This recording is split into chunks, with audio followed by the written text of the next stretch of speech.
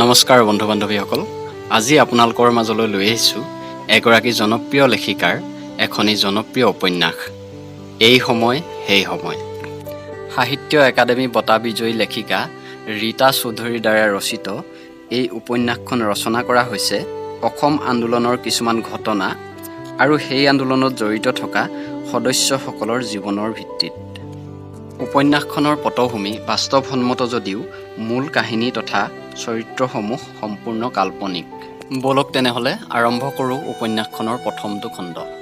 উপন্যাসখনৰ প্ৰথমটো চৰিত্ৰ অদিতি চৌধুৰী, এগৰাকী হিষ্ট্ৰী প্ৰফেচাৰ। ইয়াৰ পাছত প্ৰশান্ত ভাগৱতী, জয়শ্ৰী, মানৱেন্দ্ৰ ময়ূৰাক্ষী, চিৰঞ্জিত মহন্ত এইসকল হ'ল অদিতি চৌধুৰীৰ সহকৰ্মী।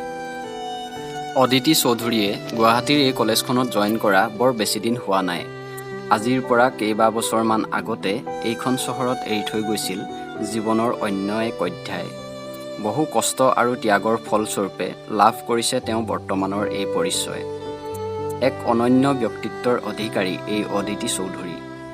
যুক্তিবাদী অথচ ধৈৰ্যশীল, কথা কমকৈ কয়, কোনো ধৰণৰ ক্ৰুটি নৰখাকৈ চলাই আহিছে নিজৰ সংসাৰ। জয়শ্ৰী হ'ল অলপ চৌখিন, গিৰিয়েক প্ৰতিষ্ঠিত ব্যৱসায়ী, অভাৱ বুলিবলৈ একোৱেই নাই। অদিতি চৌধুৰীক তেওঁ হীন বুলি ভাবে, বৰ্তমানৰ যুগত মিলিব নোৱাৰা, আউটডেটেড বুলি ভাবে। কলেজৰ ছাত্ৰ ছাত্ৰী তথা শিক্ষকসকলৰ আকৰ্ষণৰ কেন্দ্ৰবিন্দু এই জয়শ্ৰী প্ৰফেচাৰ। তেওঁ নিজকে লৈ সদায় গপত গংগাটোপ হৈ থাকে। প্ৰশান্ত ভাগৱতী এজন অতি চালাক ব্যক্তি। কলেজত তেওঁৰ জনপ্ৰিয়তাৰ কথাই বেলেগ। কলেজৰ প্ৰফেচাৰ যদিও এজন অভিজ্ঞ ৰাজনীতিক তেওঁ, অৱশ্যে সেয়া তলে তলেহে হৈ থাকে। মানৱেন্দ্ৰ হ'ল এজন সহজ সৰল সুদক্ষ য়ং প্ৰফেচাৰ। কাৰো বিষয়ে তেওঁ অহিত চিন্তা কৰিব নোৱাৰে, সত্যক সত্য বুলি ক'ব পৰা সাহসী তেওঁ। ময়ূৰাক্ষীও ঠিক একেই মানৱেন্দ্ৰৰ দৰেই। চিৰঞ্জিত মহন্ত হ'ল হিষ্ট্ৰী ডিপাৰ্টমেণ্টৰ হেড, এজন গহীন গম্ভীৰ ব্যক্তি। কলেজৰ ক্লাছ নথকা সময়ত ডিপাৰ্টমেণ্টত বহি প্ৰশান্ত ভাগৱতী, জয়শ্ৰীহঁতে যেতিয়া হাঁহি ধেমালি কৰি বিভিন্ন ধৰণৰ আলোচনাত বহে, তেতিয়া অদিতি চৌধুৰী একাষৰীয়াকৈ বহি থাকে, আগভাগ নলয়। কিবা সুধিলে স্বাভাৱিক হৈ উত্তৰ দি অদিতি আঁতৰি আহিব খোজে। আৰু এইবিলাক কথাৰ পৰাই জয়শ্ৰীয়ে তেওঁক ভাল নাপায়, তেওঁক হীন বুলি ভাবে। জয়শ্ৰী বিভিন্ন দল সংগঠনৰ লগত জড়িত হৈ থকা কাৰণে তেওঁক বিচাৰি বিভিন্নজনে ফোন কৰে। তাকে লৈ তেওঁ কেতিয়াবা বিৰক্তিও পায়, কিন্তু সেই বিৰক্তিত তেওঁৰ গৰ্ব ফুটি উঠে। কিন্তু অদিতিক বিচাৰি কোনোৱে ফোন নকৰে বা ডিপাৰ্টমেণ্টলৈও লগ কৰিবলৈ কোনো অহা দেখা নাই। সেইকাৰণে জয়শ্ৰীয়ে অদিতিৰ কোনো বন্ধু নাই বুলিয়ে ভাবে। অৱশ্যে তেওঁ অদিতি যে চন্দন ফুকন নামৰ মন্ত্ৰীজনৰ পত্নী আছিল সেই কথা জানে, আৰু অদিতি যে অসম আন্দোলনৰ এগৰাকী সদস্য আছিল সেই কথাও জানে। ইয়াৰ পাছৰ চৰিত্ৰটো হ'ল অলকেশ হাজৰিকা, এজন বিখ্যাত সাংবাদিক, অদিতি চৌধুৰীৰ বন্ধু। চন্দন ফুকন অদিতিৰ স্বামী তথা এজন বিখ্যাত মন্ত্ৰী আৰু অসম আন্দোলনৰ এজন সদস্য আছিল। অবিনাশ হাজৰিকা এজন ডাঙৰ ব্যৱসায়ী, অদিতি চৌধুৰীৰ বন্ধু। প্ৰভাকৰ এজন ব্যৱসায়ী, নিভা হ'ল প্ৰভাকৰৰ পত্নী। শুভংকৰ এজন নাম থকা টিউচন মাষ্টৰ। বলুভদ্ৰ এজন গাঁৱলীয়া দোকানী তথা অসম আন্দোলনৰ সক্ৰিয় সদস্য। অৰণ্য বৰুৱা উগ্ৰপন্থী সংগঠনৰ সদস্য। পিছৰ চৰিত্ৰটো হ'ল ৰুবেন, অদিতিৰ কলেজৰ নতুন প্ৰফেচৰ, অলকেশ হাজৰিকাৰ ভতিজাক। ইয়াৰ পিছত কাজৰী, কস্তুৰী, সুকন্যা, অমিত, বাবী, অসমী, বিক্ৰম, নয়নজ্যোতি, ছফিউল, তুমন আদিবোৰ হ'ল কলেজ ষ্টুডেণ্ট। ইয়াৰে কাজৰী আৰু কস্তুৰী হ'ল অদিতি চৌধুৰীৰ জীয়েক। কাজৰী HS ফাইনেল ইয়াৰৰ ষ্টুডেণ্ট, কস্তুৰী সৰু, তাই এইবাৰ মেট্ৰিক পাছ কৰিছে। সুকন্যা হ'ল অবিনাশ হাজৰিকাৰ একমাত্ৰ ছোৱালী। অমিত হ'ল অৰণ্য বৰুৱাৰ ভতিজাক, BA ফাৰ্ষ্ট ইয়েৰৰ ষ্টুডেণ্ট, বিক্ৰমৰ সহপাঠী।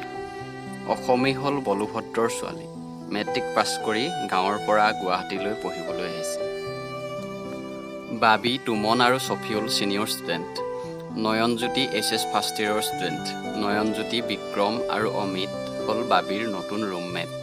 বাবী ছিনিয়ৰ কাৰণে সিহঁতকেইটাই তাক মানি চলে, আৰু বাবীয়েও সিহঁতক ভায়েকৰ দৰে ব্যৱহাৰ কৰে। এই চৰিত্ৰসমূহৰ উপৰিও আৰু বহুতো চৰিত্ৰ আছে, সেইসমূহ প্ৰসংগক্ৰমে উল্লেখ কৰি যাম। সাধাৰণতে অদিতি চৌধুৰীক বিচাৰি ডিপাৰ্টমেণ্টলৈ কোনো নাহে বা কোনোৱে ফোনো নকৰে। কিন্তু সকলোকে আচৰিত কৰি এদিন অদিতিৰ ফোনটো বাজি উঠিছিল। ফোনটো ৰিচিভ কৰিছিল জয়শ্ৰীয়ে, কাৰণ সেইটো সময়ত অদিতি চৌধুৰী কলেজৰ ক্লাছৰুমত আছিল। ফোন কৰিছিল অদিতি চৌধুৰীৰ বন্ধু অলোকেশ হাজৰিকাই।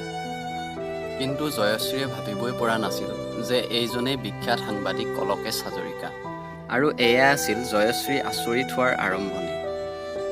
ইয়াৰ পিছতে অদিতিক লগ কৰিবলৈ ডিপাৰ্টমেণ্টলৈ আহিছিল অদিতিৰ একালৰ বন্ধু প্ৰভাকৰ।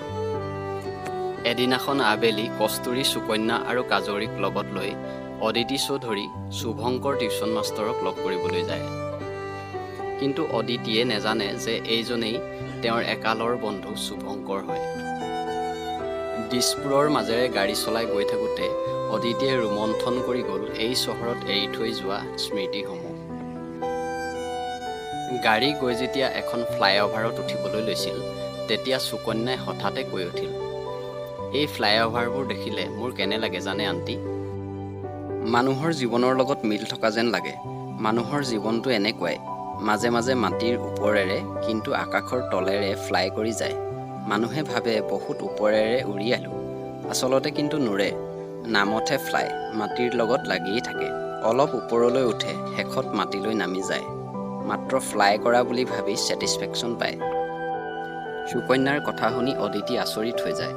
ইমান কম বয়সৰ ছোৱালীয়ে জীৱনটোৰ বিষয়ে ইমান গভীৰকৈ ভাবিব পাৰেনে?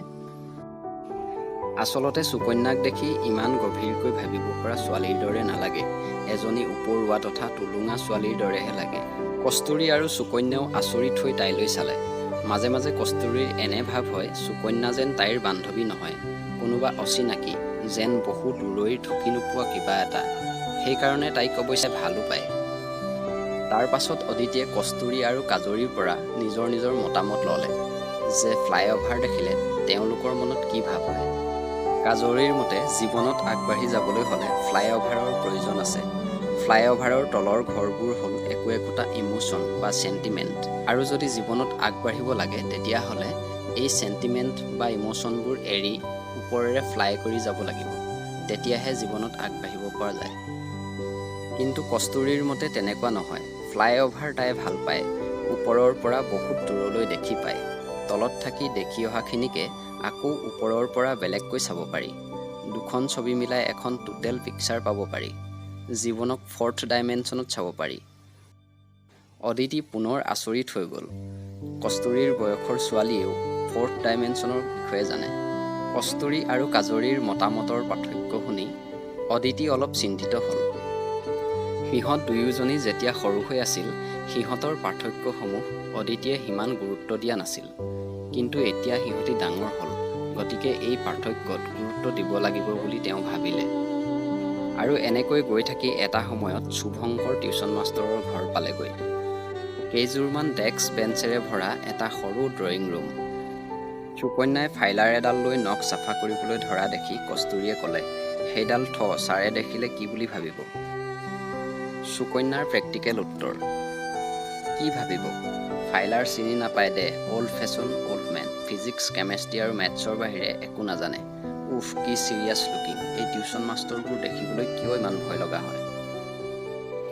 সুকন্যাৰ কথাবোৰ শুনি তাইৰ প্ৰতি বিৰক্তিৰে মনটো ভৰি পৰিল অদিতিৰ। কি দুৰ্বিনীত এই ছোৱালীজনী, কি অদ্ভুত সৌজন্যহীন। অবিনাশ আৰু মধুমিতাই কেনেকৈ যে তুলিছে, ভাবিলে আচৰিত লাগে। মনতে ভাবিলে তাই এনে হোৱাৰ নিশ্চয় কিবা কাৰণ আছে, সেই কাৰণ বুজিব লাগিব। সুকন্যাই কোনে কি ভাবিছে মন দিয়া নাই, অহৰহ কৈ গৈছে স্কুলত থাকোঁতে কেনেকৈ মাকে তাইৰ কাৰণে পৰীক্ষাৰ প্ৰশ্নকাকত আনি দিছিল, আৰু সেই প্ৰশ্নকাকতৰ প্ৰশ্ন যে তাই নপঢ়িছিল তাকো কৈছে, আৰু ৰিজাল্ট ওলোৱাৰ পাছত যে মাকে ঠেকেচা দিয়ে সেই কথাও কৈছে। তাইৰ কথাবোৰ শুনি অদিতি চৌধুৰী আৰু অধিক আচৰিত হৈ গৈছে। অলোকেশ হাজৰিকালৈ মনত পৰিল। অত বছৰৰ মূৰত সেইদিনা সি ফোন কৰিছিল। সি এটা প্ৰজেক্ট পাইছে, অসম আন্দোলনৰ পৰা এতিয়ালৈকে হিষ্ট্ৰী লিখাৰ কাম। সি এই সময়ক বুজি চোৱাৰ কথা কৈছে, আৰু এই সময়ক বুজিবলৈ হ'লে কস্তুৰী, সুকন্যাহঁতৰ দৰে ল'ৰা ছোৱালীবোৰক বুজিব লাগিব। সিহঁত এই সময়ৰ একো একোটা অংগ তথা প্ৰতিবিম্ব। চন্দন আৰু অদিতিৰ জীৱনলৈ পুনৰ ঘূৰি নহাৰ প্ৰতিশ্ৰুতি দি সি আঁতৰি গৈছিল। আৰু এতিয়া ইমান বছৰৰ মূৰত সি ঘূৰি আহিছে এটা ডাঙৰ কাম অদিতিৰ হাতত দিবলৈ। তাই উপেক্ষা কৰিব নোৱাৰে। উভতি চাব লাগিব সেই সময়ক আৰু বুজিব লাগিব এই সময়ক। ভাৱনাত ডুব গৈ থকাৰ মাজতে ৰুমটোলৈ সোমাই আহিল শুভঙ্কৰ টিউচন মাষ্টৰ। আশ্চৰ্য আৰু আনন্দ মিশ্ৰিত মাতেৰে অদিতিয়ে ক'লে, সপোন দেখাৰ দৰে লাগিছে শুভঙ্কৰ। বহু বছৰৰ মূৰত দেখা দেখি হ'ল দুই বন্ধু। সুকন্যাহঁত আচৰিত হৈছিল। এই অল্ড ফেশ্বন টিউচন মাষ্টৰ অদিতিৰ বন্ধু। বহু সময় ধৰি কথা পাতিলে দুয়ো। কথাৰ শেষত শুভঙ্কৰে গহীন হৈ ক'লে, ঠিক আছে, এতিয়া টিউচনৰ সময় আৰু টকা পইচাৰ কথাটো ঠিক কৰি লওঁ। হঠাৎ যেন শুভঙ্কৰ এজন ব্যৱসায়ীলৈ ৰূপান্তৰিত হ'ল। অদিতিৰ বন্ধু নহয়, যেন এজন অচিনাকি ব্যৱসায়ী। কস্তুৰীৰ পৰা ৩,০০০ আৰু সুকন্যাৰ পৰা ৪,২০০ টকা ধাৰ্য কৰিলে তেওঁ। টকাৰ পৰিমাণ বেলেগ বেলেগ হোৱাৰ কাৰণ এক্সপ্লেইন নকৰোঁ বুলি কৈ তেওঁ অদিতিহঁতক বিদায় দিলে।